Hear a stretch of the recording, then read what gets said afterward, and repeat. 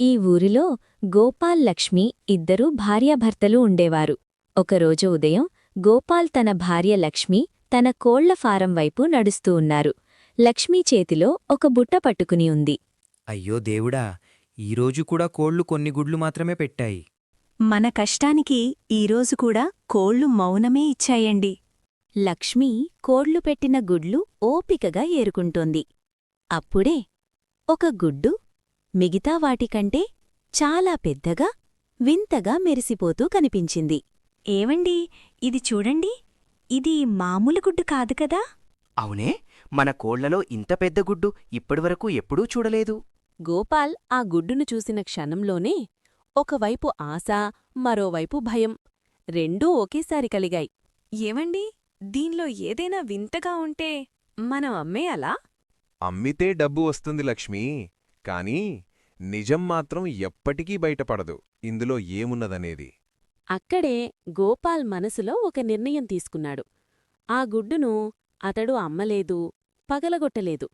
తన ఇంటి వెనుక భాగంలో చిన్న గూడు వేసి జాగ్రత్తగా కాపాడాడు. రోజులు గడిచాయి. ఎదురుచూపులు పెరిగాయి. ఏమండి, ఇన్ని రోజులైపోయాయి, ఏమవుతుందో అర్థం కావడం లేదు. సమయానికి అవకాశమిచ్చినవాడికి సత్యం తప్పకుండా జవాబిస్తుంది లక్ష్మీ. ఒక ఉదయం ఆ గుడ్డు నెమ్మదిగా పగిలింది. బంగారం రాలేదు, వింత జంతువు రాలేదు. ఆ గుడ్డులోనుంచి ఒక కోడి వచ్చింది. ఆరోగ్యంగా ఉంది, బలంగా ఉంది. ఏమండి, ఇదేనా? నేనింకా ఏదైనా ఉంటది అననుకున్నాను. మనం ఇన్ని రోజులు వేచి ఉన్నది ఈ కోడికోసమా? ఇదే లక్ష్మి, అసలైన సంపద. గోపాల్ ఆ కోడిని ఏం చెయ్యకుండా చక్కగా పెంచాడు.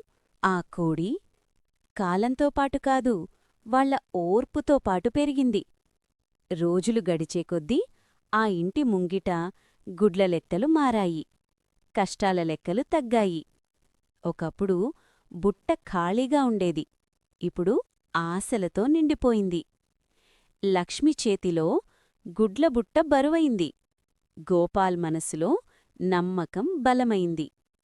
ఆశపడితే ఒక్కరోజు లాభం, ఓర్పుంటే జీవితాంతం లాభం. ఈ కోడి కాదు లక్ష్మి, మన ఓర్పే మన భవిష్యత్తు. మన పేదరికం మన విలువలను మాత్రం ఎప్పుడూ తీసుకోలేదండి. అందుకే ఈరోజు మన ఇంట్లో సంపత్. ఈ ప్రపంచంలో అన్నీ వెంటనే కావాలనుకునేవాళ్లు ఎక్కువ. కాని సమయానికి అవకాశమిచ్చేవాళ్లే నిజమైన విజేతలు.